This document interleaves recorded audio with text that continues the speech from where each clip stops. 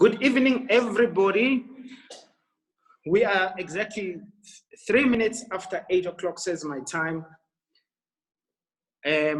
We must thank all the panelists who are joining us tonight. It's going to be a great conversation, and it's a great, difficult topic.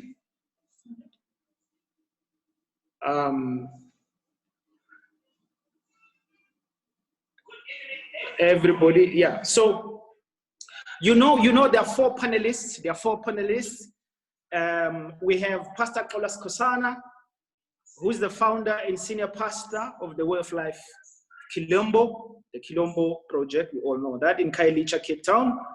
He's the author of Disband the White Church. Siyakubulisa Tatu Xola Skosana. We also have on the panel Dr. Lerato Mokoena. He's a lecturer at the University of Northwest in the Old Testament studies.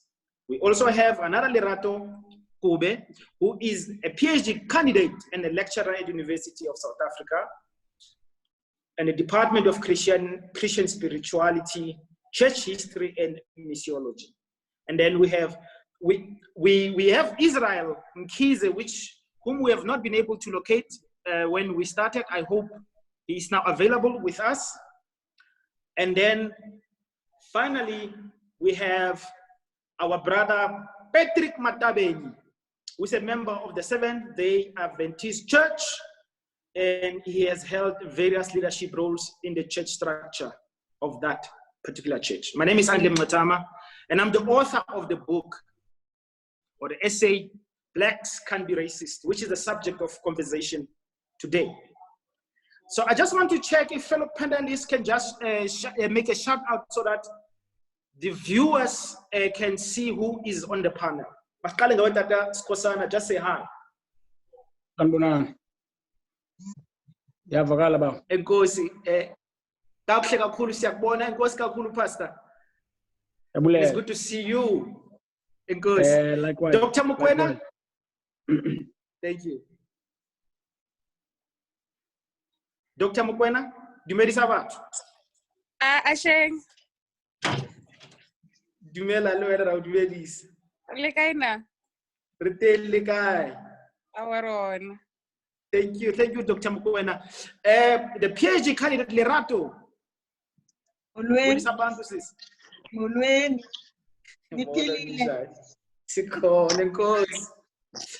Patrick, more of that.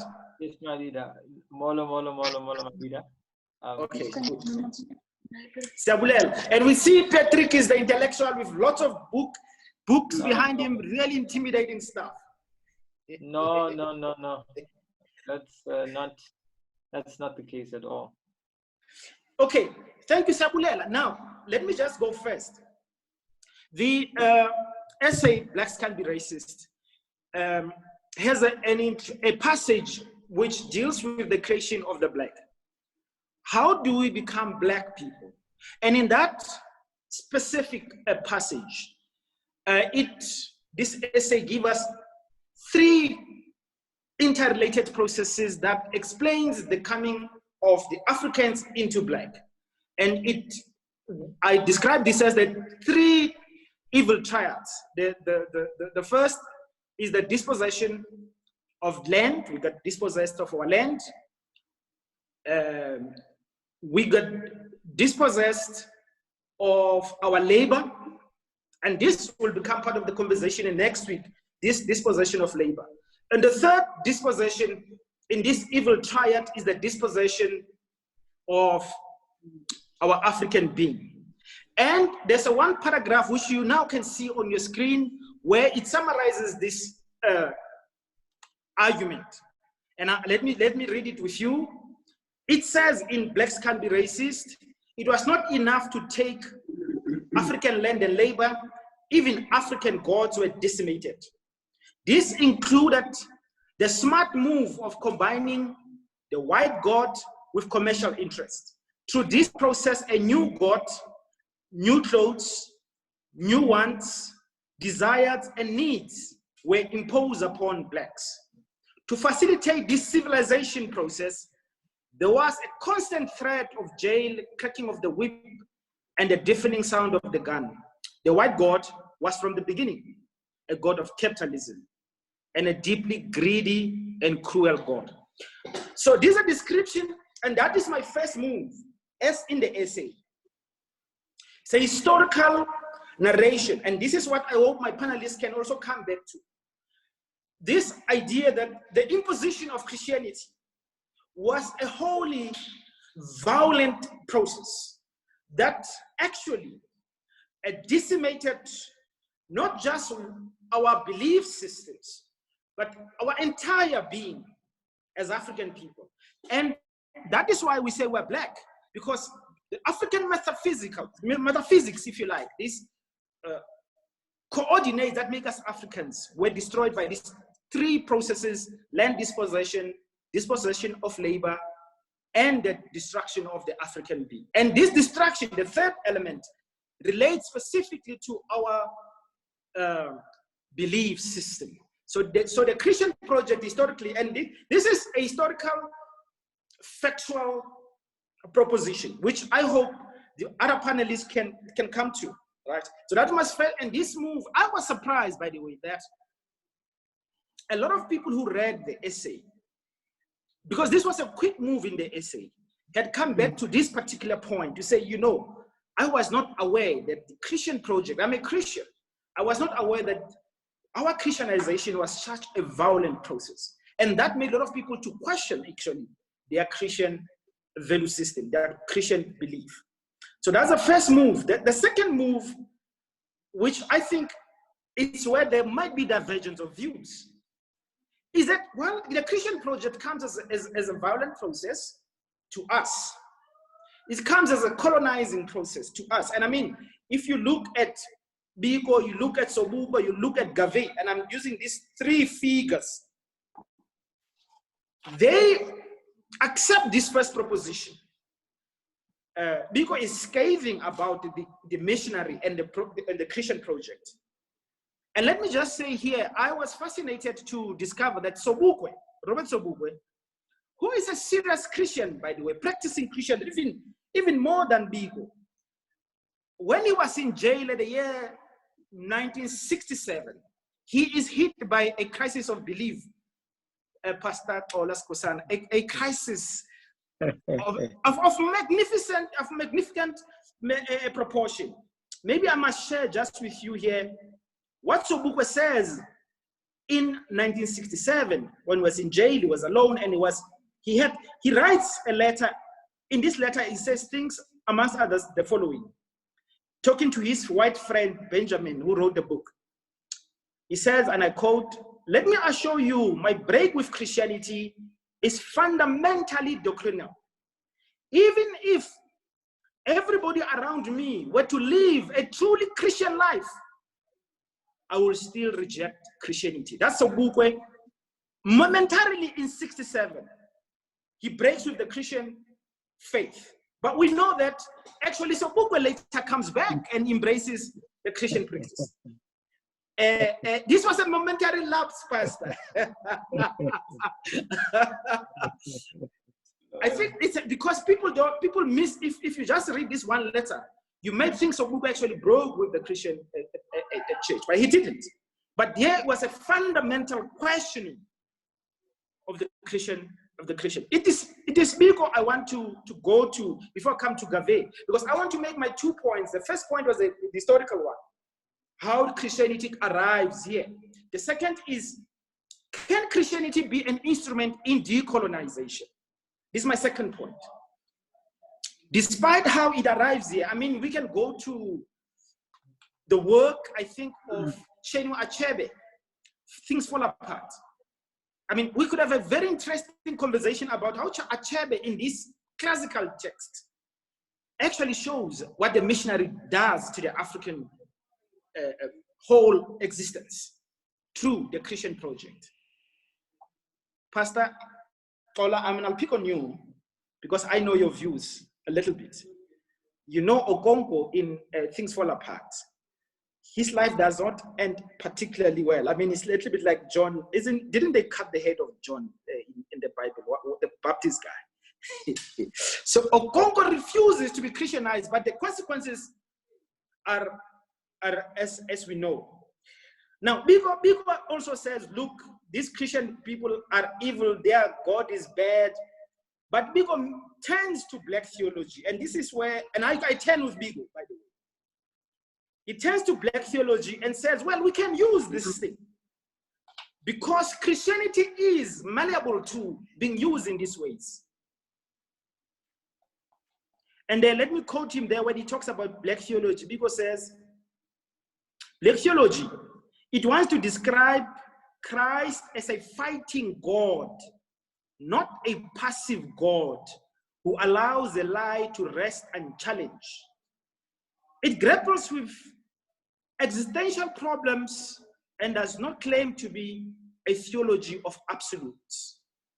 It seeks to bring back God to the black man and to the truth and reality of his situation. And then we can go on, but that is because says, well, the Christian, and he's stating about the Christian project, the missionaries, and what they've done here. And then he says, well, but this Christian project can be used. And you know, we don't have time, but some people have argued about how the Bible itself is corruption, it's removal of certain important chapters to serve a particular purpose. My argument is, if the Bible is so malleable, it lends itself for that kind of reinterpretation. What stops the black people, given the fact that 90% of us believe in the Christian faith, not to use it in a similar way? Gavi, let me conclude by going to Gavi. Gavi is very clear. I believe, I quote him, I believe in God, the Father, God, the Son, God, the Holy Spirit. I endorse the Nicene Creed. I believe that Jesus died for me. And then in the other text, Gavi moves about Jesus. He blackens Jesus and he says, radical is a label that is always applied to the people who are endeavoring to get freedom.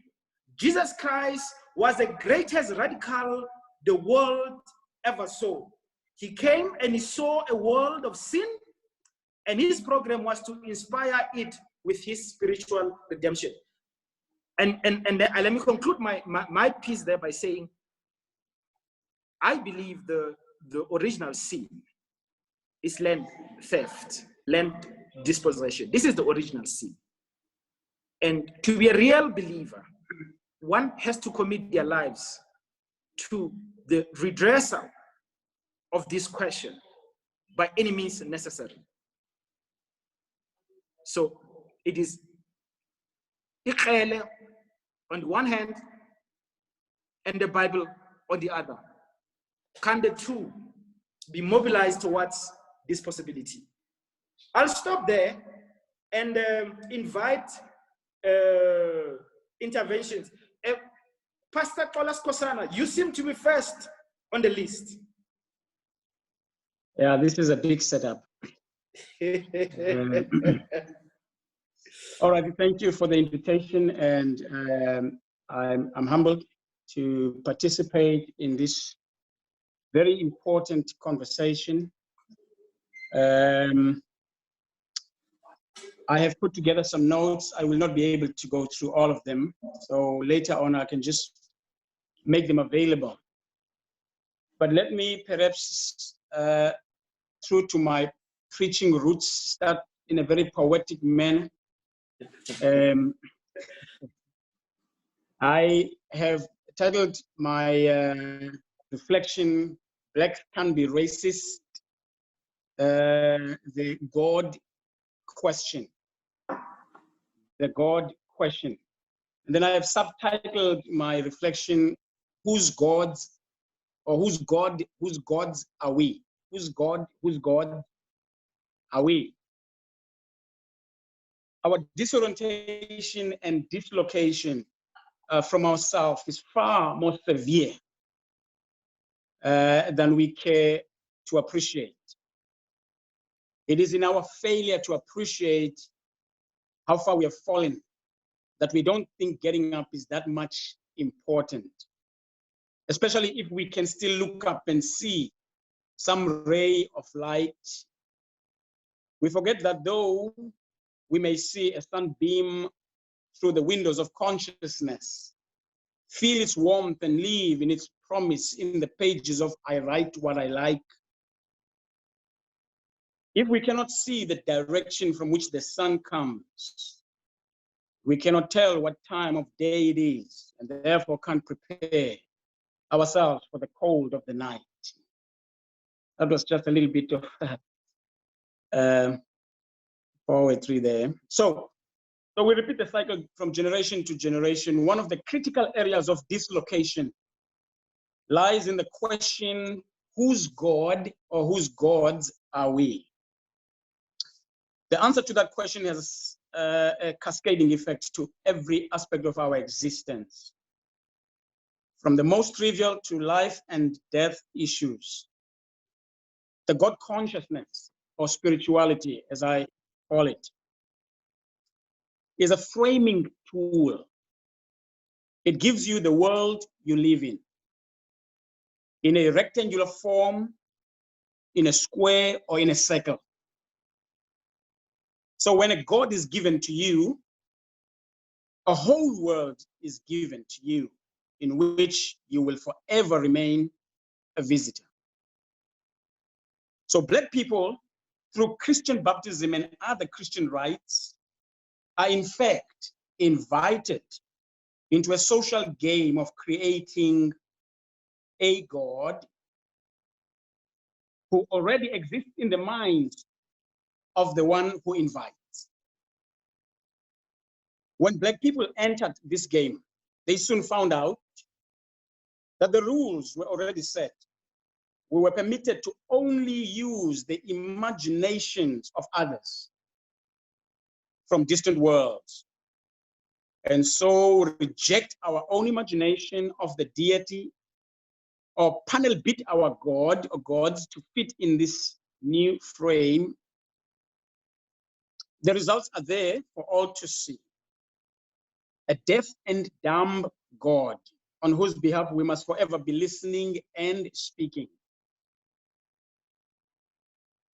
It is in this context of a seemingly dumb and deaf God that Biko, fanned by Black consciousness, comes to the scene and make a profound theological pronouncement.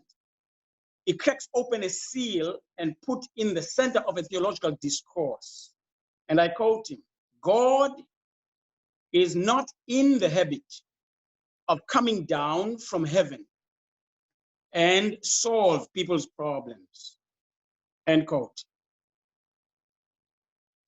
Yeah, because in the same way Jesus changed the rules when he came to the scene and said, it was written, but I say.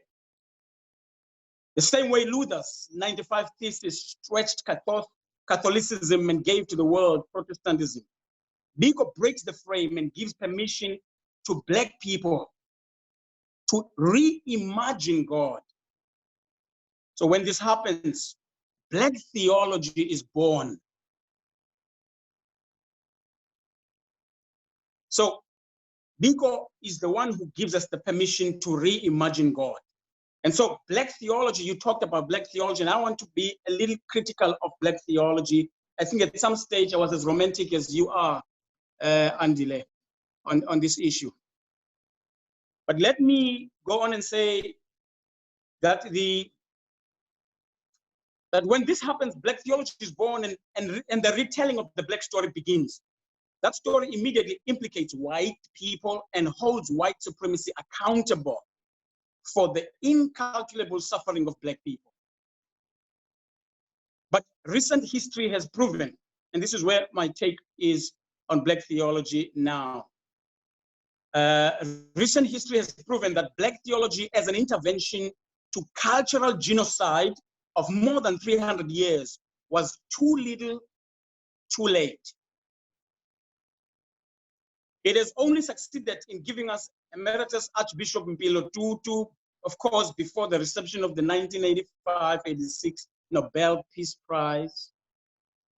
We can say at some stage, Bishop Tutu was a mouthpiece of Black theology. It has given us Prof. Tinyiko Maluleke, Prof. Tumeleng Mosala, Prof. Welile Mazamisa, Dr. Alan Busak, who mentioned but a few, and many of their proteges. Besides that, it's church as usual. As a rule of power and empire, what power can tolerate and control, it accommodates. What it cannot control, it eliminates. Go to any church any given Sunday and tell me if you will hear Black theology on the pulpit. Conferences in far-flung corners of the church, yes, maybe. Sunday morning, well, be my guest. So let me perhaps park here with this last few statements and say, when the church sought to analogize and universalize Black suffering, Black consciousness of Biko gave us a grammar of Black suffering, which implicates white power embodied in every white person. Black theology and Black theologians, if they still exist, must account what happened to Biko in the church. What happened to Biko in the church? Why do we have growing churches full of walking zombies who go for a spiritual fix every Sunday and wake up with a church hangover every Monday morning, and all they talk about in the trains and buses to the plantation is how nice was church? Maybe I should stop there. And Kosi Pastor, we will all have the possibility to, in the next segment, raise issues with the intervention of everyone. At this point, we allow all of the participants to make their initial intervention, and it's good if you already raise your side of the argument as you perhaps respond to some of the things that has been said in the opening statement by myself. Okay, Dr. Mokoena.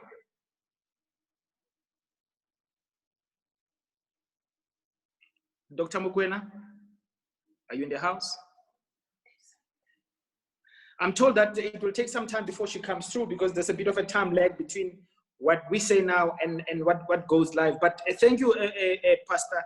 I will have some responses to your intervention. Of course, I mean, I see, and I hope that you will pick up on this, you know, this desire that there must be some kind of explicit acknowledgement of the first segment of the violent nature of this a Christian project, but we'll come back in a moment.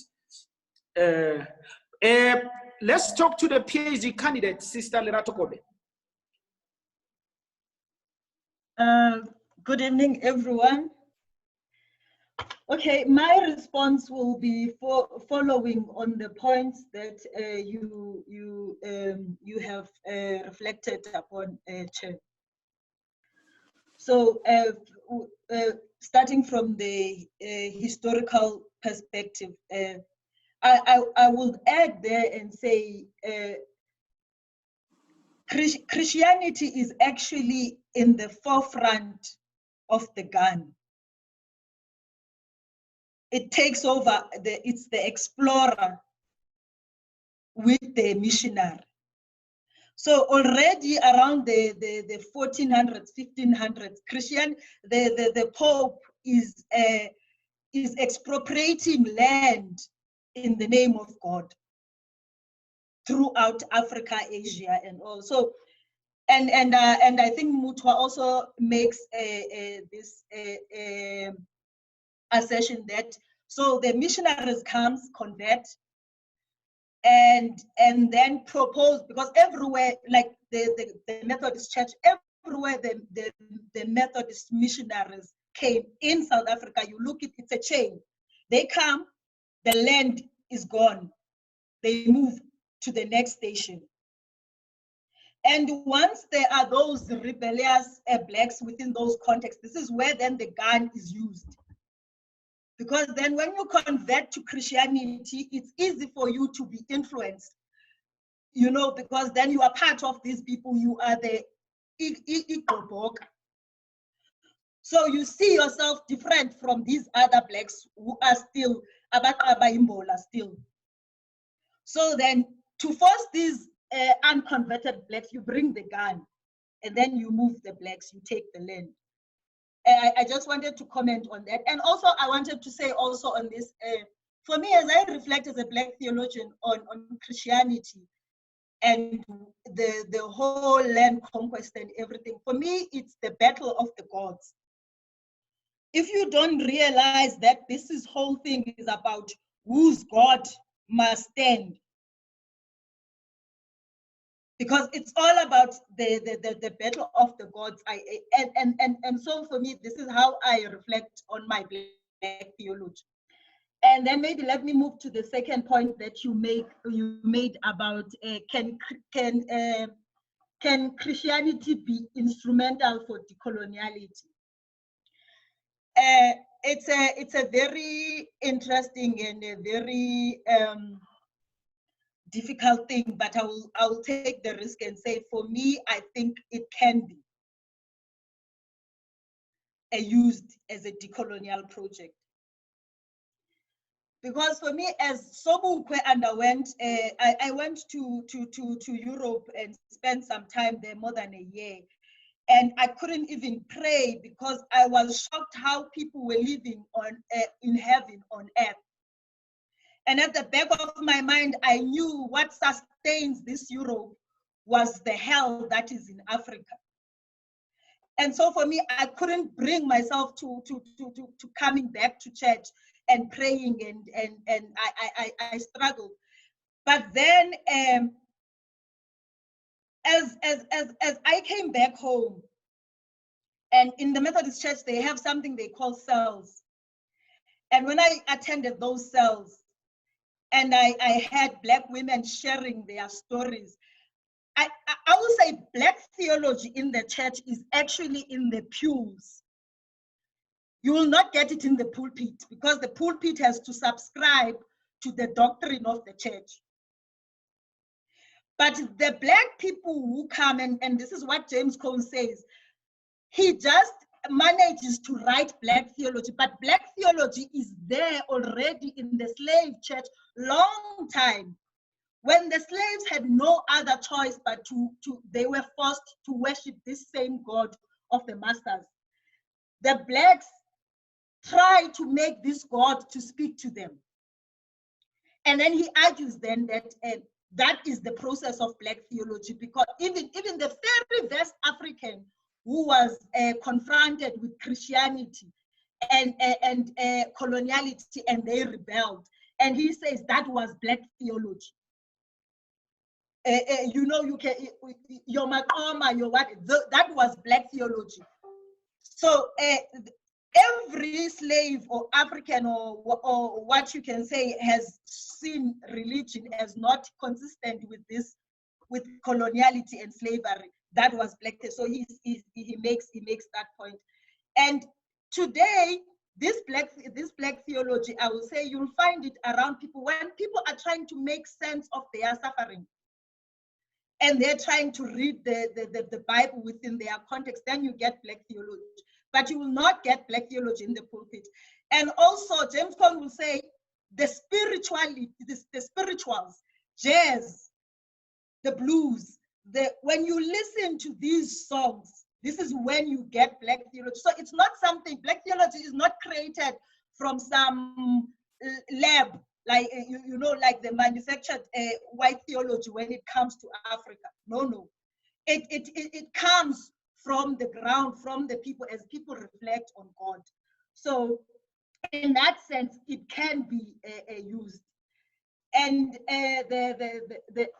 the third point you spoke about, I think, is the Bible is innocent. Is it innocent? And of course, the Bible is not innocent. And also there's a whole, and I'm not a biblical scholar.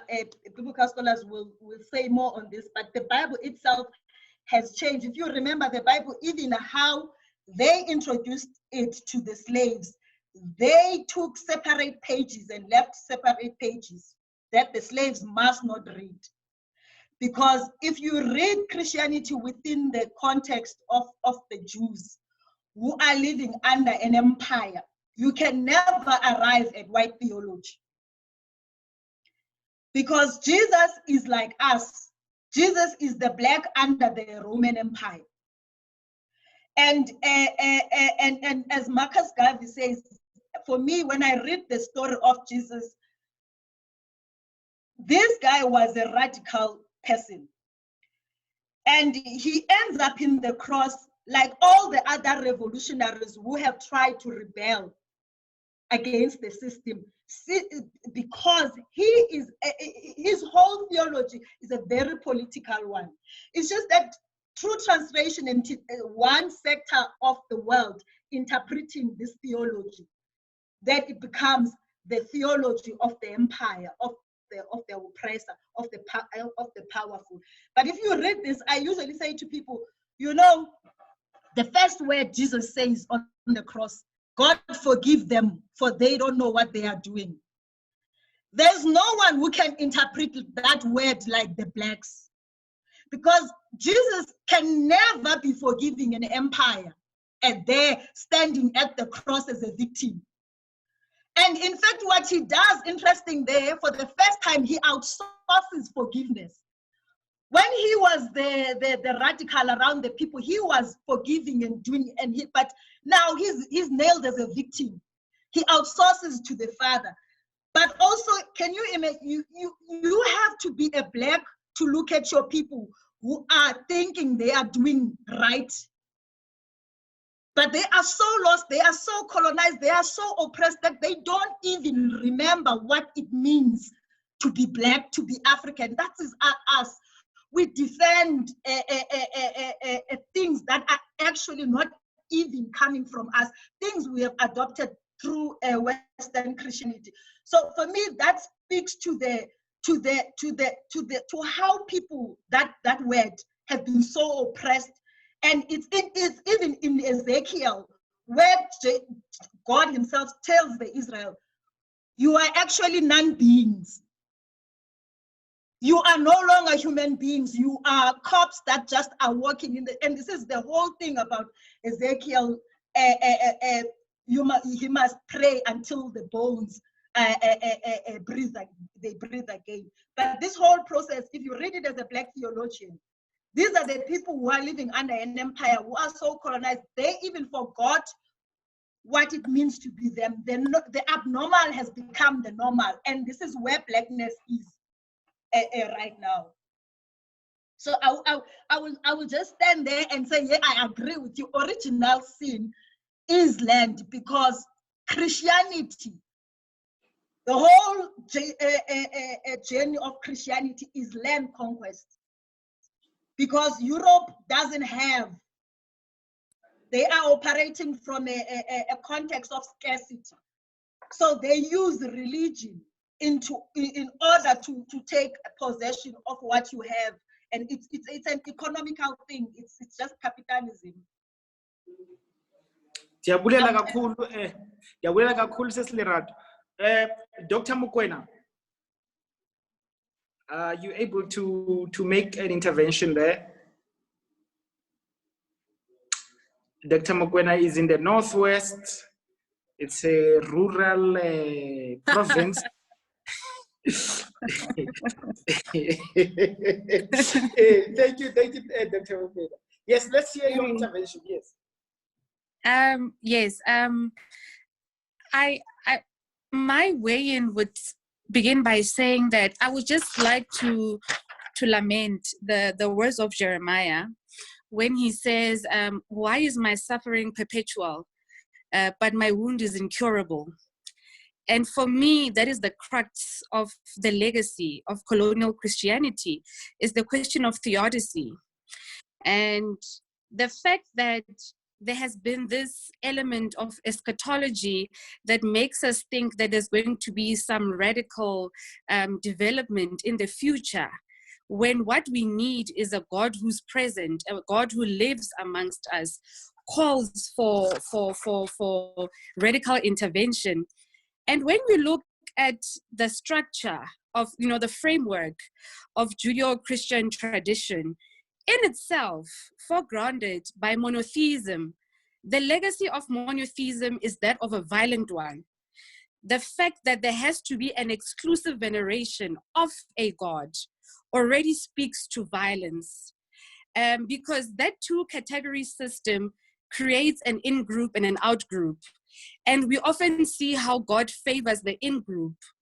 And then it makes Black people to have some sort of melancholic relationship with Christianity. It speaks to the center and margin relationship that we have.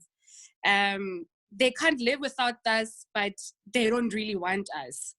And so now it makes us also question, if we say that the essence of this omnipresent, omnipotent, omniscient God, his essence is benevolence. I like how, Sartre said, Jean-Paul Sartre mentioned something about how Christianity has a way of answering things in advance. It answers questions in advance. And specifically when we look at the event of the cross, that already, so Black people, what happens is that we cannot even speak of Black suffering because Christ has already suffered on the cross. And that brings us to ask questions of whether God's benevolence in regards to the Black condition can be viewed as acts of hostility. Because then it means that because it makes us docile, we cannot argue, we cannot speak out about Black suffering because Christ has suffered first. But when we look at the Black condition, it's very much different. It only addresses the problem when you read works of Black theology, but the status quo remains unchallenged. And that is why I cannot fault people like James Cone for wanting to liken the cross with the lynching tree. Because the problem we are facing is the problem of theodicy. Why is it that God's benevolence is disproportional? How is it that God's benevolence is only towards a certain people? And then when we ask those questions now, we also say to ourselves, Black theologians should reject this radical future development concept because we want a God who is present, who is current. So for me, that has been my contention, that why is it that Black oppression, when it is so unjust, we pray every day to a just God? And for me, it leaves so many things wanting, because now we are left in a state of perpetual essentialist suffering. Normally, people don't mind to suffer. The problem is when the suffering is meaningless. So my contention with that is that the colonial legacy of Christianity in South Africa is it has left and endorsed structurally. It has left a legacy where culpability can easily be escaped. So it's business as usual. I mean, you see, even with the highest and most significant event in the Christian calendar, which is the Passover, you can never find us worshiping under the same roof. If God's suffering, if Jesus' suffering and dying on the cross was meant to reunite, was a symbol of his benevolence, why is it that in South Africa, we still have 9 a.m. and 11 a.m. church services?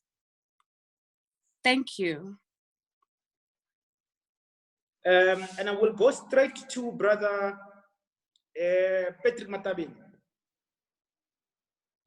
Thank you, Leader. And let me also thank the panelists. I hope I'm audible. I had to move because of the network. Yeah, thank you. We can hear you. Okay, great stuff. I think maybe as a way of introduction, it's important. I think when the session started, I saw a nice poster about the Bull Hook massacre. That's right. Which obviously coincides with this particular talk. And maybe as a way of introduction, I just felt like it's important for us to, throw in, something and just briefly reflect on this massacre, which obviously, was led by Prophet Enoch Mngxitama. you know, who's obviously coming from the tradition of the Methodist Church, who broke away from that tradition and you know, went to another church, in which he then broke away from there to form what is now called the Israelites, or Amasrai, as we refer to them. And I think the importance for me of highlighting this tradition, of course, I mean, of course, Enoch comes in the picture, you know, in the early 1900s. This is you know, almost like on the shoulders of, I mean, I can go back to I mean, the contradictions between Ngcele and Tsikane, which are very polarized, and then from there you can move into someone like Reverend Nehemiah Dile, who's also broke away from the Methodist Church and formed, you know, the African Nationalist Church in the Transkei, you know, and of course, at that particular point, I mean, we see this synthesizing of the contradictions between Ngcele and Tsikana, you know, what is probably loosely called now as syncretism, you know, blending African cultural customs with Christianity, and to sort of come up with something. And I mean, we see even at that point, I mean, you know, this antithetical attitude towards European forms of religiosity, I mean, is quite prevalent, you know. And then we can move from there into, you know, our Reverend Andile Mokoena, you know, with our Reverend James Dwyer from the Methodist Church. These are the guys that broke away again to form their own thing now, and introducing, you know, Ethiopianism, which is like the Ethiopian church, which is obviously the concept of Ethiopianism as well, taken from, I mean, the sort of the very, very, very old time of where Christianity, you know, historically is said to have been begun before. This is even way before Westerners actually descended into Africa to actually come and colonize us, right? This is quite in the 5th or the 6th century. Already you have this sort of trait of Christianity in the Ethiopian area. So, and I think these guys within the South African context, of course, I'm saying I'm cutting so many things, but these guys obviously carry on this tradition of resistance. And I think I'm trying to basically make an argument that, you know, resistance within the tradition of South African resistance politics is, you know, a religious, you know, and a Christian role that has been played in different parts of these moments. And I think after this creation, Yabo Dwane and Abo Mokone, you know, which we see, which influences actually the Black Nationalist project, that would later be picked up by guys like Abo Lembede and Abo Mda, who would then sort of go on and push it in the 1940s. And what is interesting, particularly with that period for me, is that someone like John Langadube, who is a typical middle-class ANC, you know, the founding president of the ANC, was actually heavily opposed to these guys. So if you trace that, I mean, historically, at least within the South African context, then this is just before you arrive at the era Yabo Mngxitama. I mean, I can talk about Onondando as well. But I mean, I'm focusing on Mngxitama as well because of the date of today and how, you know, that moment of Mngxitama has been so less written about and less reflected about even by South African theologians.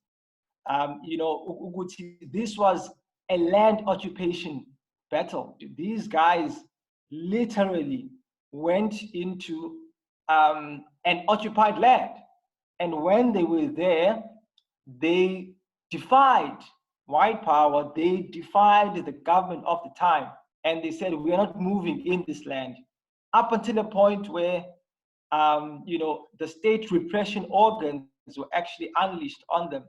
And then they resisted with arms. This is not just a prayer and that's it. This is taking up of arms and resisting. And I think this is so incredible for me as a particular tradition, which is obviously not there now. Of course, I mean, we were hoping something like, the Way of Life Church, when Pastor formed it, it would carry on this tradition in the post-94 era.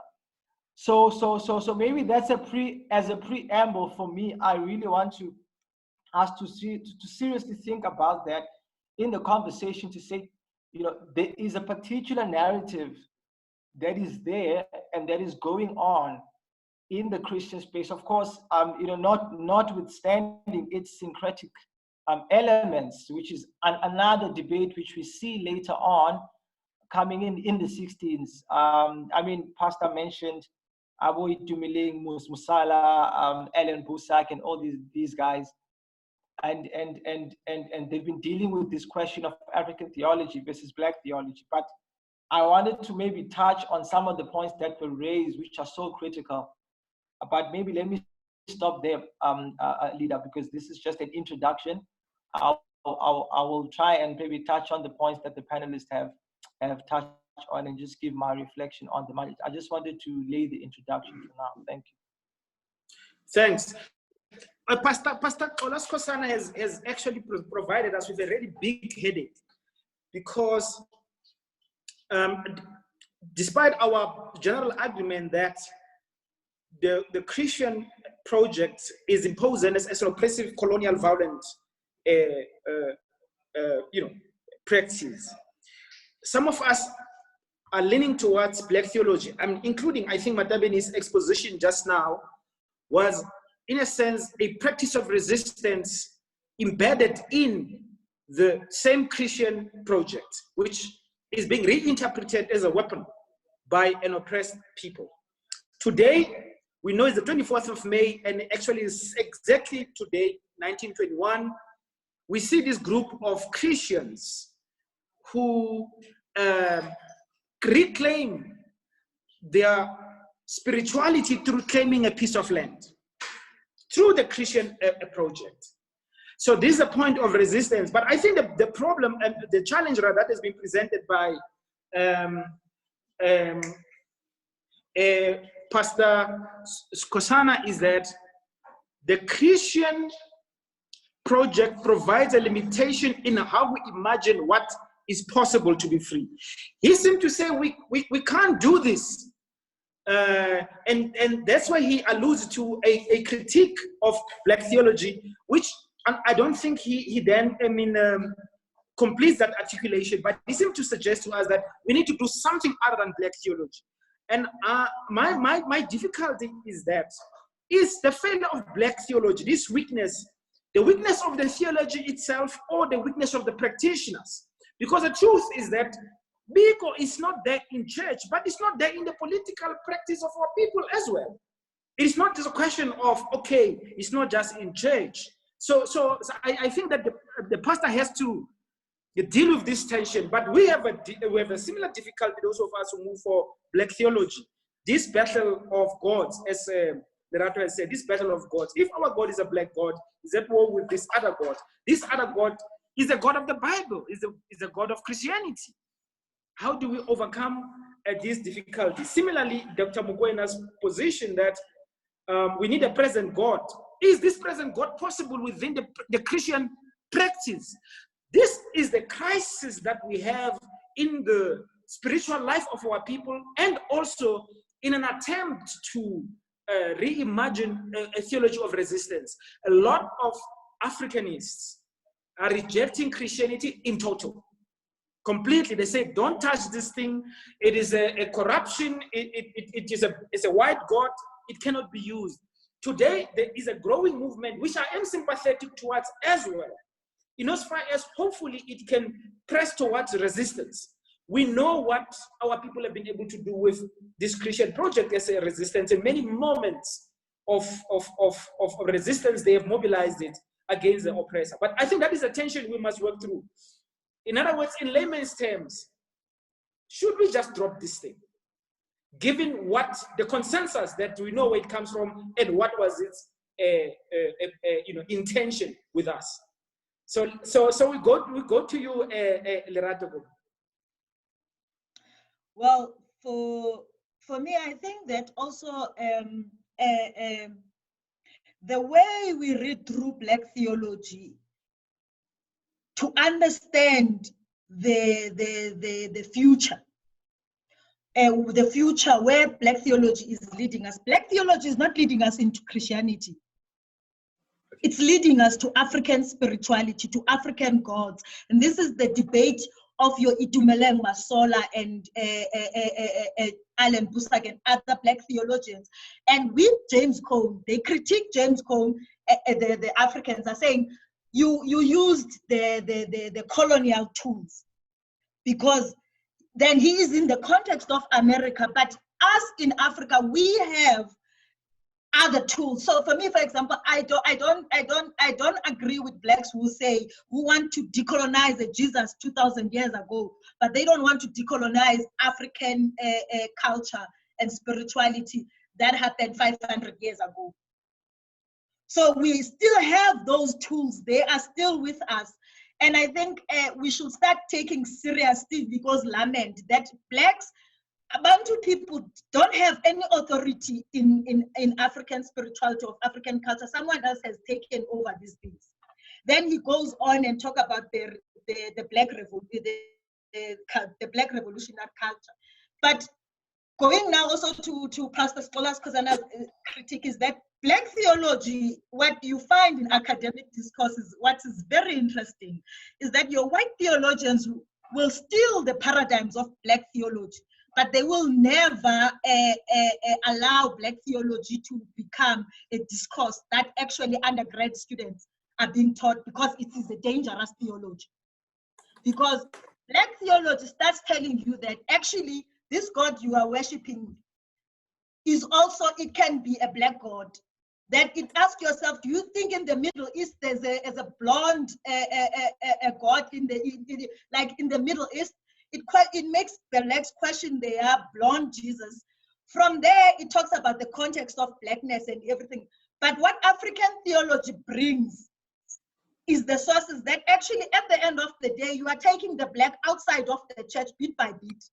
Then at the end of the day, the Black himself will be stuck with the question, okay, because also me as Lerato, I've been stuck with that question.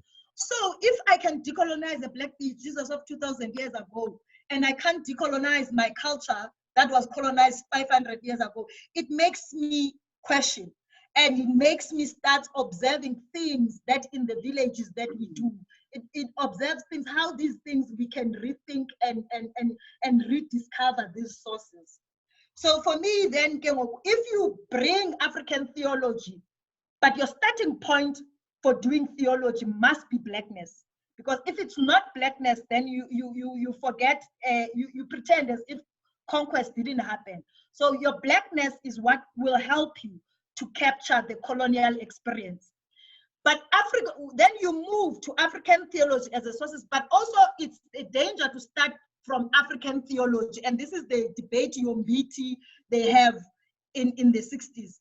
African theology can be other, like they can other it, you know, and allow it to be to be taught. Even, I mean, many white theologians right now call themselves African theologians. But let me interrupt you there just a little bit.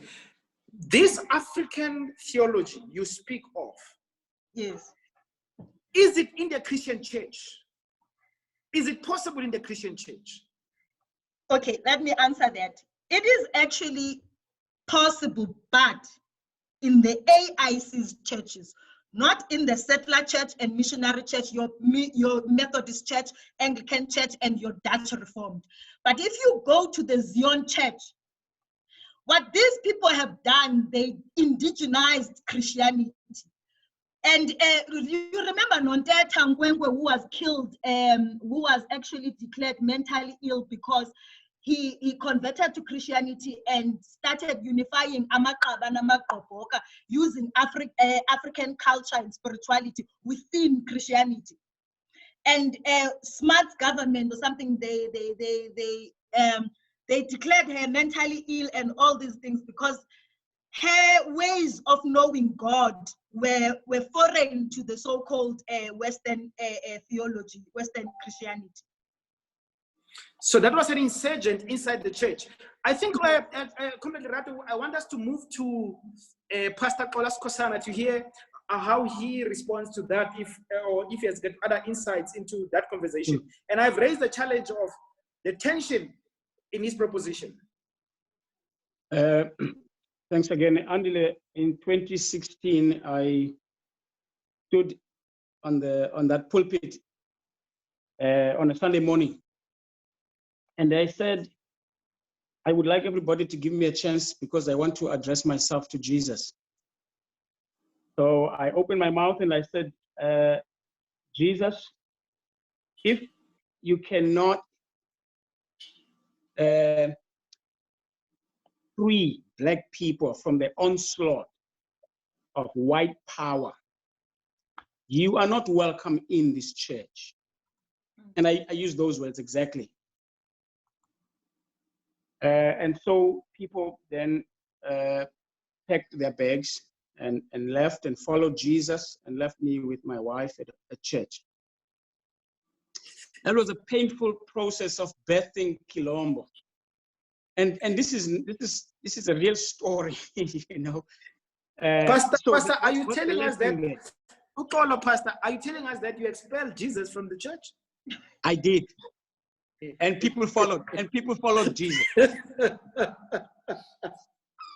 Now, it's a laughing matter now, but I mean, I tell you, you know, I did.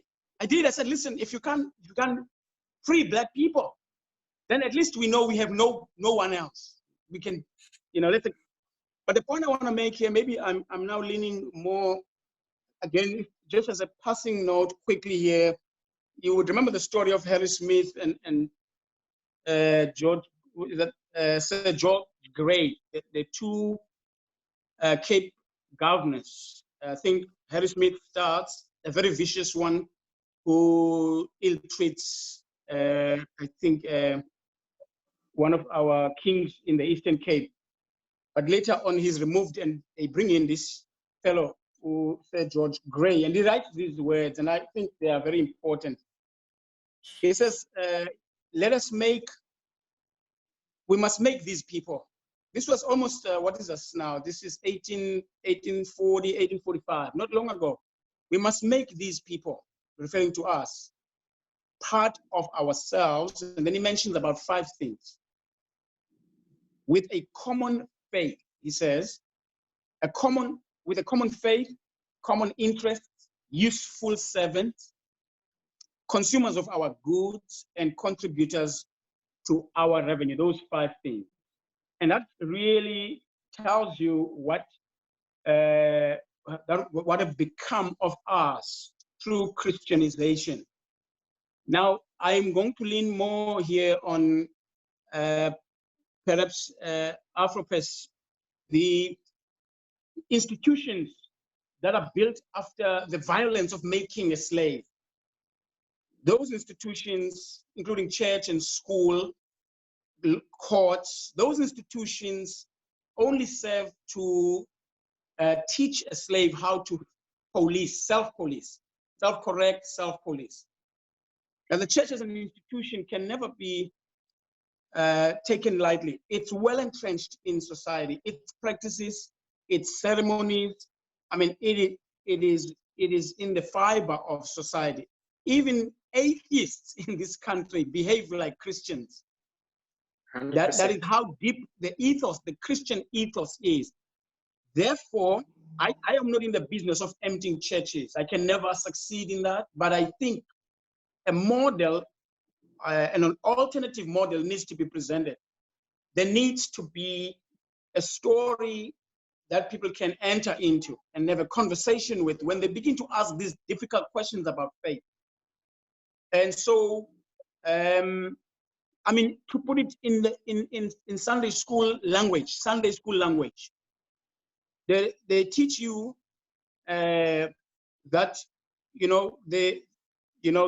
the fire that burnt down your house, your land, your labor, your being, all of that violence that happened. This is the message that comes from the pulpit in the simplest terms. That violence is still waiting for you in the afterlife.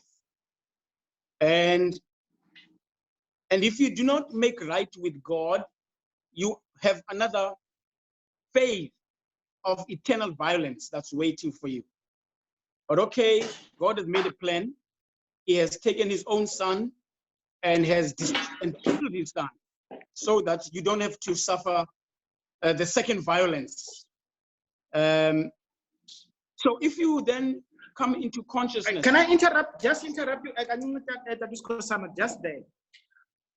Lerato Kobe makes the point that, well, yes, let us reimagine this other alternative. And she says, move away from the established, colonial denominations that she mentions. And she said, but there is independent type churches which already are moving towards African spirituality. Now, you seem not to think we can insert any insurgency from within that to move towards this possibility of rupture. I am in conversation with that sector of the church, and there's a lot to learn there, definitely. I don't want to mention names, but definitely I'm in conversation with that sector of the church. So I do not know, at the moment I am saying every local church can make a transition. And the concept of Quilombo, even though perhaps we have not been able to take it to the place where it should have gone to, there is a possibility of building a spirituality and a model there of a runaway slave, because that's what we are calling for. People need to I mean, you choose to be a home, house slave, or a garden slave, or a runaway slave. And you're a slave, but you still have a choice which kind of slave you're going to be. And all of these, I think, present us an opportunity to say, are there models that we can begin to build of pointing people who are questioning the whole structure of Christendom? Should they feel embarrassed when they leave church? And lastly, of course, the whole grammar of suffering. Black suffering is universalized in the church. It's something that everybody suffers the same way, and therefore God, solves that problem, as Lerato mentioned earlier on. So I really want to, you reminded me earlier on of a story of Jesus meets this man who was demon-possessed, and he delivers him. And then he wants to follow Jesus. So Jesus, go back to the city and tell others how I have helped you. When I think of you, I think you want me to go back to the church and tell Christians how God delivered me from Jesus.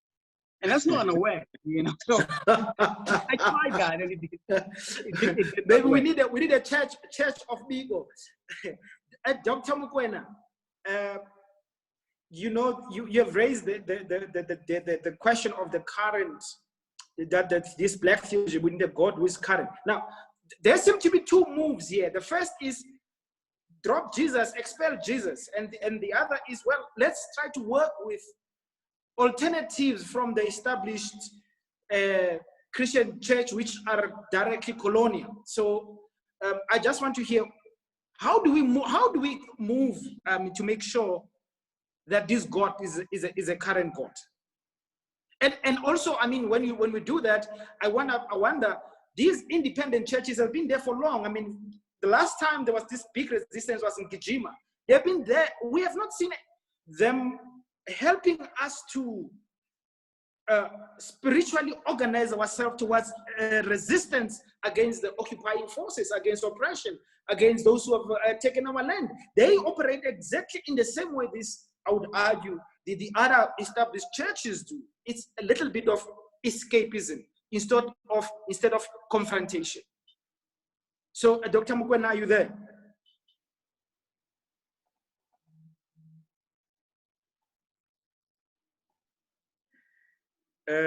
As we said, Dr. Mokoena is in the Northwest. Northwest is a rural place there. Yeah, I'm here. Okay, yes, and you've been following the conversation. So yes, let's just try to go through this tension. No, I hear the contention, and I guess firstly autocritique is not easy, and Black theology has been charged with many accusations over the years. And now I'm an Old Testament scholar. I think Lerato does a better job at it. But there's been questions of, can we rebuild the house with the master's tools? And there's been questions of, how certain is a Black theologian that changing the face of Jesus from white to black will eradicate or even try to attempt to solve the questions of theodicy. And also I think we should start asking, is it a matter of wanting to but not really interested in doing that, or is it a matter of wanting to but unable to? And that speaks to two different things. But my issue here is this needs really some radical imagination. It truly needs radical imagination. And this is why I speak so much of how we can start viewing acts of Christianity in a different light. How we can start, for instance, viewing acts of divine benevolence as part of oppression's mechanisms in disguise. And so now it means that Black theologians must begin to adopt a new theism. And this is why people like Jones have tried to argue for, even religious Black humanism. Because like we say that God is a sum of his acts, even man can be a sum of his acts. Where we centralize the functional ultimacy of Black radical humanism is that human choice is central and action is determined from our conditions. And we have to choose for ourselves if really what we are enclosed in is slavery or freedom. And in that sense, when we begin to reimagine and look at how people have been interpreting the event of the cross, and now we are faced with new questions. How is it that for once, how can we look at the event of the cross as actually an act of hostility, not an act of man's salvation? So it demands that kind of push. It demands that kind of radical thinking, that kind of radical imagination. And I think when we get to that point, then also as like Job, we can be able to say, my ears have heard about you, but today is my eye have seen you. So we need to come to that push. And that is my contention. Thanks, Matabeni. We also are inviting questions to those who are the viewers at home. We will be taking your questions and we'll answer as many questions as we possibly can. Let us hear Brother Matabeni's intervention from the conversation that has gone thus far. Yeah. Thank you, guys. Look, I think it's a very important conversation, nonetheless. I mean, I want to touch on firstly just this tension between Black theology and African theology. Of course, as a Black consciousness sort of thinker, I'm biased more towards the Black theological faction, right? And I'll explain those reasons. And of course, this is notwithstanding, the critique, for example, BT in the 1960s made a very flimsy in my view of Black theology. And of course, you've got people like Ramose as well, who is very close to William Jones. And I think what Dr. Mokoena sort of touches on, I mean, is very, very, very critical. I mean, I'm reading Jones myself. I always go back to Jones time and again. And I think, you know, Jones does a very, very good job in just reflecting to all the main theological figures, James Cone, Albert Cleage, Black Messiah, you know, and all those guys, you know,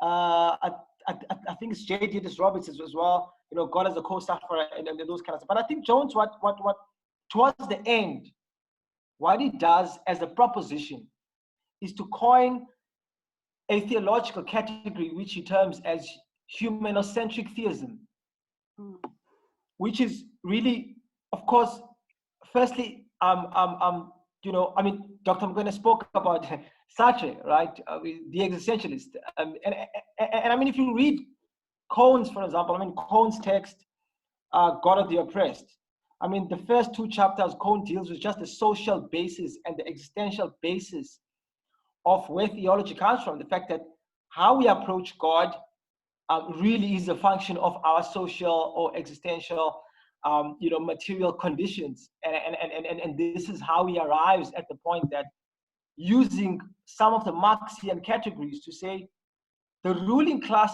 ideas are actually all the ideas that we imbibe. So firstly, that's an important part, but I want to move on to this part, and I'm coming to some of the points that Pastor raised, right? To say Black theology is probably the most important intervention we've seen in the tradition of resistance, of church resistance or religious resistance, not just particularly in South Africa, of course, in the US, Black theology right through, they really don't have this African theology. And I think Dr. Kobe sort of touched on this to say when Cone came to South Africa, you know, they challenged him around this, right? And someone like, for example, Simon Maimela tries to fuse this Black theology with African theology. But why Black theology is important is simply because it helps us in the same way that Black consciousness does. It helps us position who the enemy is. And I think it does that at least at a level of, you know, in category or at a level of grammar of suffering. I mean, it does that probably much or slightly better than you know, than African theology, because what Cone does is to say, look, the problem is here. You know, the problem is white supremacy, and we must organize. Now, I want to come to the IEC, to the African independent churches or African initiated churches that Dr. Kobe spoke about. And yes, I mean, if you look at churches like Shembe, and churches like ZCC, right? Massive church, biggest church, one of the biggest churches in the whole continent, right?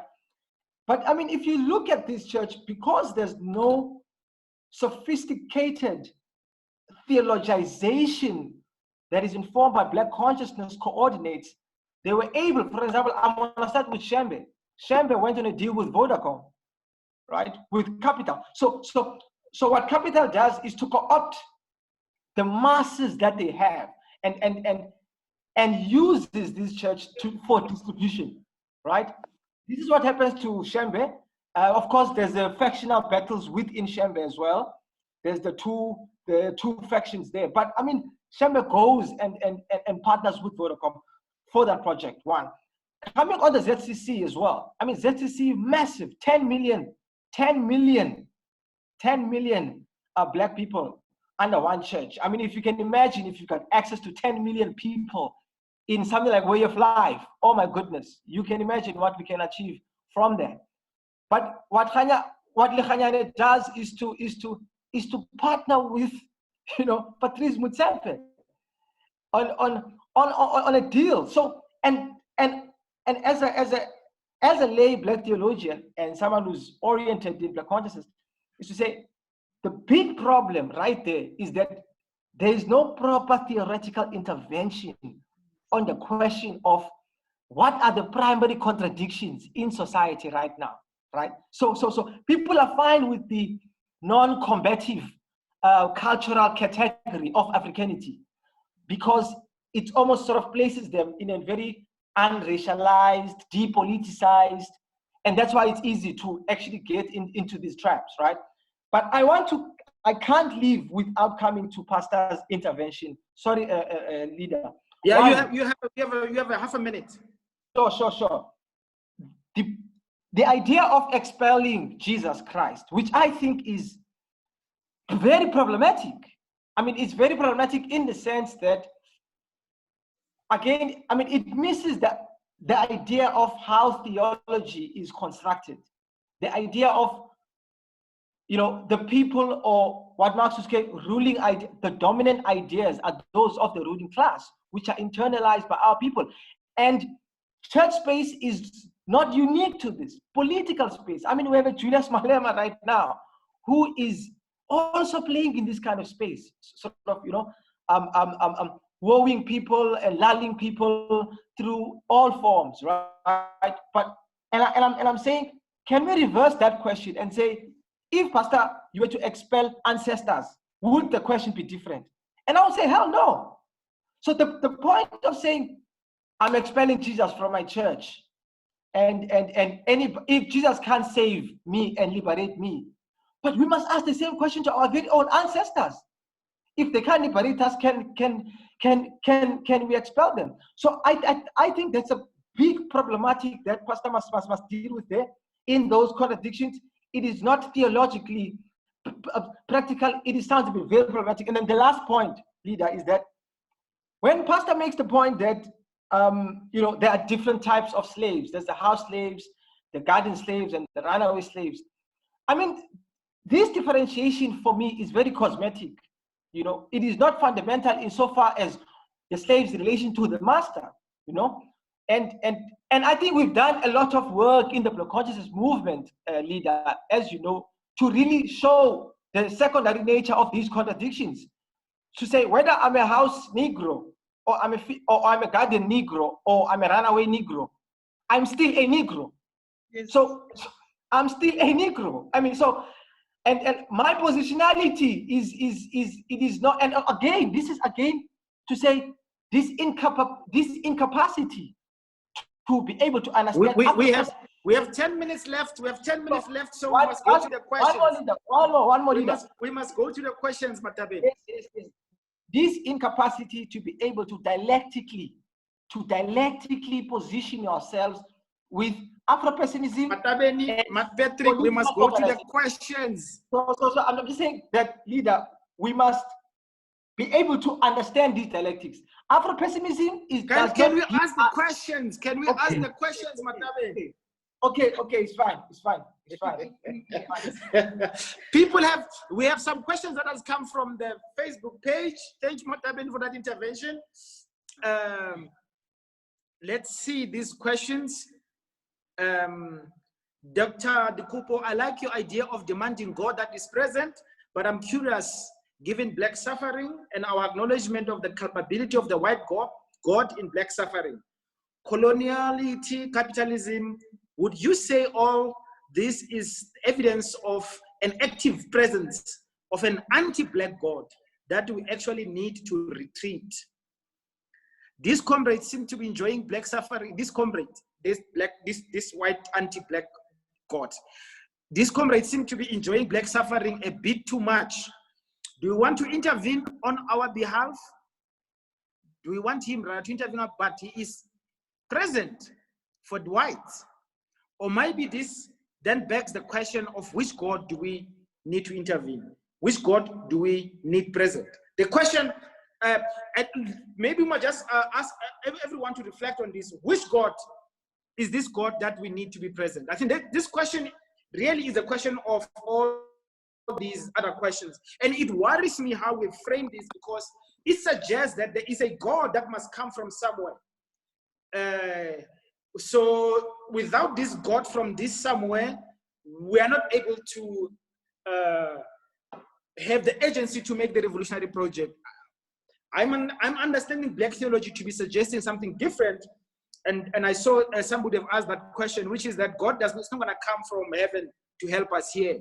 Rather, God must strengthen us to fight the battle here. I mean, Sobukwe is a good example of how when he goes into deep spiritual, strengthening as he goes out to confront the whole apartheid system. I think the same with Gavi. He prays to a God he imagines black, a Jesus he imagines black, a Jesus who's radical. And Gavi's achievements are staggering because he has used his Christian project to strengthen himself to confront the devil, who will be, the other side in that battle of the gods. So there was that general question. I think almost all of us are suggesting that this is not the white God we are appealing to. But can we do this black God? It's not the white God we're appealing to. We're appealing to a black God. But I think that people are asking the question, is it possible in the Christian church? We have 7 minutes and we have a few more questions. Maybe we must take all the questions and then let everybody, There was another question from Valencia. It says, why do you need to redeem Christianity? Why not reject Christianity? So you need to colonize the church, but for African spirituality, because Africans won't accept African spirituality if it stands alone. That's a big question. And then Luleka says, well, guys, there's no Jesus who's coming here. Bigo told us this. We cannot blame even the ancestors. She says, Singamagwala, the problem is us. We are cowards. There's no Jesus coming. There are no ancestors coming here. The problem is us. The problem is not our theological practices. The problem is our revolutionary practices.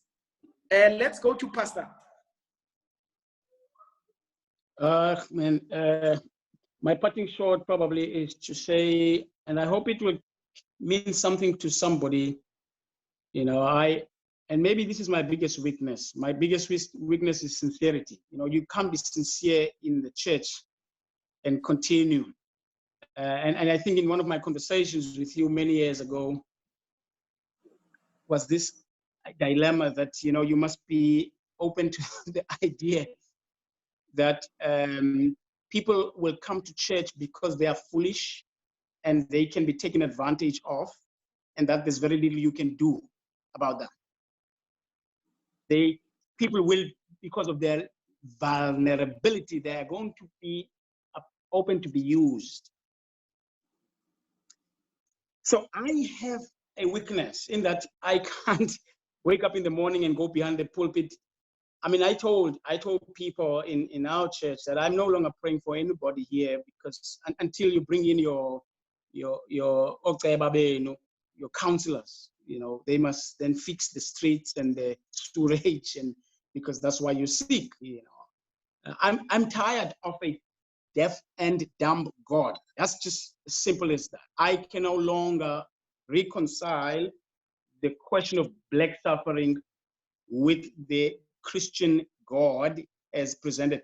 And I've tried. Maybe maybe I do not have enough intellectual resources, but I have spent at least the last 30 years of my life in that space and pushed as far as I could. But I learned that institutions are well entrenched, predestined. They have nothing to do with the question of blackness in their. I mean, there's no black agenda in the church. Bottom line, it's the same as going to Parliament. Yeah, you could. I mean, one of the about Parliament, it's like ANC MPs bemoaning, this must happen, and this must happen. I don't know why this is not. I mean, when power is concentrated in your hands, and you come to the people, you keep saying, but why are things not moving in this direction? So when you are a church leader, and you say Jesus is the answer, then you have a problem, because then people keep coming back to say, but that question is not answered. that question is not answered, you know. Pastor, I'm not going to let you go because I think Matabeni has posed a serious challenge. And because when I listen to you, there's a suggestion, and this is the difficulty with all the Pan-Africanists who are rejecting, you know, Christianity in total, refusing to blacken Jesus, refusing to create a fighting God. Okay, say, just leave this thing. Some of them say, let's go to our ancestors. Well, is this not the same problem there? How did we lose this battle to start off with? Because at the beginning, there was no Christianity here. These guys, we had our ancestors, our spirituality, and all that goes with that. We still lost the battle. I mean, so there must be some better explanation of you can't simply say, let's go back, we will win. We have lost when we were there. And these guys brought this. So in a sense, there's a frustration. And that frustration is that there are no easy solutions. And in fact, I'm an agnostic, I think, Christian here. My belief is, look, do not, as you suggest, trick people. We are spiritual, ritualistic beings. And as long as you are oppressed, we're going to need these, practices to, give some meaning to our lives. And if we don't have a progressive church that says, God wants me to fight, God does not accept this situation here. 90% of our people are Christians. You leave us in the hands of charlatans. Instead of going to a church that says, God does not, this is not what your God wants. If your God allows oppression, it's not a God. I don't understand why we can't have that kind of theology. In the same way, when you send me to parliament, there's no reason why I should not use my presence there to enact an insurgency. Otherwise, there's no point of resistance, is it? So you have a difficulty there, Pastor, that you are saying, let's move away from Jesus. But where are you taking us? It doesn't look like there's any better hope. Well, I'm like someone who was bitten by a dog, you know. I'm forever looking behind me now. Is there another dog that wants to bite me? Traumatized. Traumatized. When you ask me to close my eyes and accept it, I guess maybe I've not recovered fully yet. Maybe when we have this conversation a year from now or 2 years from now, things will be different. But that's where I'm at the moment. I am in conversation, of course, with very key critical voices in the country that are seemingly presenting an alternative. And so it's for all of us to pay attention to some of these developments, I think. Pastor Ed, we will certainly be seeing you soon. And then let's go to parting shots of the rest of the panel, also having those questions in mind. Let us go to Comrade PhD candidate. Okay. First, I'm gonna say, my field of interest right now is actually, so I'm not going to repeat Black theologian work that they have done. It's like your Fanon, and you don't need to repeat that thing, but you need to mobilize and to be action based. So my work as a theologian is more on the conversation between African spirituality and Black theology. So my field of interest is Ubuntu. So and arguing Ubuntu as a Ubuntu is a very radical a concept, because then I go back and make my argument that, do you think Maqoma read African Western philosophy, Christianity, when he led those 9 years, those 9 wars? No, he never read, but it was African philosophy, which is in the, like Ramosa would say, Ubuntu as an African philosophy. So to realize that actually what was happening was not of human. He didn't read Western knowledges. It is his own indigenous knowledges that told him, this actually is a destruction of Africans. So for me now, I am in that thing of actually rediscovering our sources and mobilizing that into Black theology of liberation. So the reason why then in this question, there's why do we need to redeem God? Why do we need to outsource to God? It's because I can be a very woke Black Pan-Africanist, Black consciousness, and do all these things. Like the professor, Vianney Velem, the late Professor Vianney Velem, who died last year, he says you can give the Black every book to read, Biko, Fanon, and everything, until the Black believes. Because he argues that racism is faith, racism is a spirituality. So until also, when we talk about Black theology, Black consciousness, it becomes a spiritual thing. We're not going anywhere. So I go back to church and I go back to this Jesus and try to do this thing, because I can be woke and stay at home in the Eastern Cape and be woke alone there and drink beer and enjoy myself. But the people that I want to, I love, you know, because that is what a Black consciousness is, the love of Black people, Black theologies, because these people love Blacks. That's what Colonel Wells would say. So because I love Black people, I have to come to where they are. So our people, unfortunately, they are in the Christian church. So am I going to go home and sit there and be woke alone and Pan-Africanist and all these things? Or actually, am I going to go where our people are and start engaging? And for me, that's a Britanniana revolution I can do while I'm waiting for us to actually have a revolution, a proper revolution. But for me, so it's when I go, when I the question is, why do you need to redeem God? Why do you outsource this mission? Is because our people, they are there. And also, secondly, human beings are spiritual. Where human beings are spiritual, human beings actually construct God. We are the ones responsible for God. God is not responsible for us. So for me, Black theology brings that, because God is a social construction. If you don't know God is look at African spirituality. When we talk about gender, when you look at African spirituality, God is not a gender being. And to show you how God reflects the society, it's the society that brings God. It's not God that brings the society. We are the ones who construct and manufacture God and do all those things. And whiteness is able to do this very excellent, because his God is very violent and all those things. So until also us Blacks, we are able to make our God stand up and fight, I think we are not going anywhere. But unfortunately, we have to start where we are, and we are in the colonial experience, and we are in the Christian church. So that is our starting point to deal with Blackness in that situation, to arrive at a proper Black God.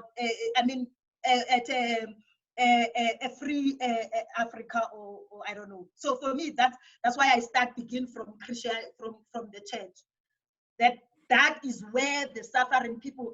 Why do you think that all these churches, we have Pentecostal churches, who are unfortunately have something that is great they preach, because they preach, talk about the suffering of the Blacks, but because their God is also still a white Jesus, they happen also to manipulate our people, not to free them, but also to take from them. So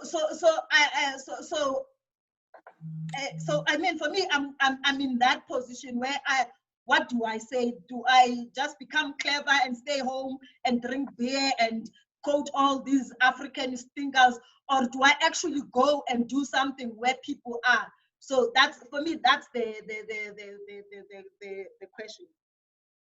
Nkosi kakhulu for participation, and we'll also be following your work closely. It's great work that you're doing in this area that you have chosen. Dr. Mokoena, there was also a very specific question to you in relationship to the tension between the cross. You need to elaborate the tension between the cross as an element of salvation versus the cross as an element of hostility? What does it entail? As you close, as you give us your closing remarks.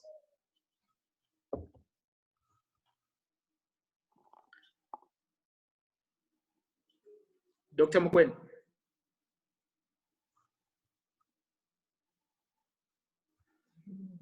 And that, my mic was off. I'm back. Okay, sure. So you see the question about the cross. Yes. Thank you. As you close, yes. Yes, just quickly to finish off, that relates to it's a matter of the interpretative principle. To view the cross as an act, not even the cross, just the acts of Christianity as acts of hostility in relation to, you know, acts of kindness, is to view, it's because, like I said earlier on, is that the matter of Christianity having a way of answering questions in advance. It makes people docile, which means that you are not allowed to cry. You're not allowed to cry that I'm suffering, because it's already been done. It's there, it's documented. So to view it as an act of hostility is actually a protest, to say, how is it that I am suffering, but I'm not allowed to voice it out because I'm supposedly, Christ has done it before. So actually I should just sit and wallow and wait for, you know, this radical development that is coming soon, you know, this eschatological principle. And the fact that eschatology has some corrective elements should tell us already that there's something fundamentally wrong. Why should we wait for a life after this to finally enjoy life? Why is it that we cannot affirm life on its terms here and now? So that is my contention with how it's a matter of, you know, interpretation, how we come to, you know, view acts of Christianity, and it demands some sort of, you know, radical imagination and radical thinking. And to also speak to the question of redemption, I have no interest in redemption, because redemption means that I will just be reassembling the essentials of Christianity to be more effective. I have no interest in that. But my interest is that how can we start viewing Christianity not only as a religion, but like Mr. Matabeni has said, as an ideal that we are called to live into. So by viewing it as an ideal, it means that now we begin to ask questions like, what is the praxis? What is the praxis of the political, economical, social, and religious fundamental elements of this ideal? Because we can reassemble all the elements, we can reassemble all the essentials, and still Black suffering will still be, it will still be perpetual. And this is why I love the words of Jeremiah when he laments and says, why is it that my suffering is so perpetual, but my wound is incurable? Why? That is my contention, and that is where I leave it. Amen, Dr. Mokoena. I feel quite inspired by that. Patrick, you have the last word. 1 minute. Okay, thank you, thank you, leader. Look, I mean, guys, and leave me alone. No, no, we're coming. We're coming to you first. Patrick, literally 1 minute. We're out of time. 1 minute. 1 minute. Yeah. Oh no, leader, you said five minutes. So no. I'll make it three. I'll make it three. No, okay, no. We have 1 minute. Okay, one. Okay, fine. I wanted to say, firstly, guys, white supremacy is total. Right? I mean, when white supremacy expresses itself, it doesn't only expresses itself in the economic sphere or in the political sphere. It expresses itself in the totality of I mean, I think Miko speaks about the totality of white supremacy. So, I mean, it is not some of the problems that we are placing on the burdens of religion or Christianity are essentially problems of white supremacy, because of course it will express itself in the religious sphere, because you know, it is the dominant ideological frame, and if we, I mean, of course I'm speaking to theologians here, you know, in a professional sense, which I mean I am not, but the task of the theologian is to understand ideology. It is to understand how ideology functions. Because when you understand how ideology functions, in relation to power, you are able to theologize. For example, right now, in a country with 80% professed Christians and majority of Black people, we don't have a church that can practicalize some of the most radical ideas that we have. The whole mainstream church, right? The whole mainstream that is there is no voice. The same problems placed on Christianity can be placed on Black radical tradition. I mean, Andile has been a loner of trying to make a noise outside of the system. He's outside of mainstream. And this is a time where I think Black Christians are supposed to gather, create that space that Pastor spoke about, and move from there. You know, the Black agenda is nowhere. It is not anywhere. Thank you, Dr. Matabeni. Engos, Pastor, you have your 1 minute. I know, Matabeni. Thank you, Sabulel. Pastor, you have your 1 minute. I want to leave you with a quote from Indaba, my children. This is Credo Mutwa. He says, I have been, and I quote, I've been a Christian. I was once a Muslim, he says. And this I can tell without prejudice or fear. The native religion of the Bantu, the religion of my fatherland, is greater and nobler than both those creeds. Of all religions under the sun, ours is the most genuinely based on love, thy neighbor, and see, live, and let live, end quote. Indaba, my children, page 552. Thank you for this honor, President. Egoska cool, Pastor. You remain my pastor, by the way. Unfortunately, you can't renege from that responsibility. You're my spiritual leader. And yes, I want to thank all the panelists for participating and all the people who have, spent their money and time to listen in. Next week, we're discussing Marxism, Biko and Karl Marx. Same time, 8 o'clock, we're doing Karl Marx and Biko. But let me also conclude by simply saying this, that, the big story of the Christian project is that, well, they asked us to close our eyes and pray. And when we opened the eyes, the land was gone. We had the Bible in our hands. Biko says, well, use Black theology to create a fighting God. Gavi says, Jesus is a rebel. Jesus is Black. So we have to, and I think at the end of the day, really, we have to deal with the original sin. If we don't do that, all this work and the original sin is land theft and colonial oppression of Black people by white people specifically. If we don't do that, we are just all sinners because we're allowing sin to be perpetuated. Say amen to that. Amen. And thanks for everyone for listening. Sure.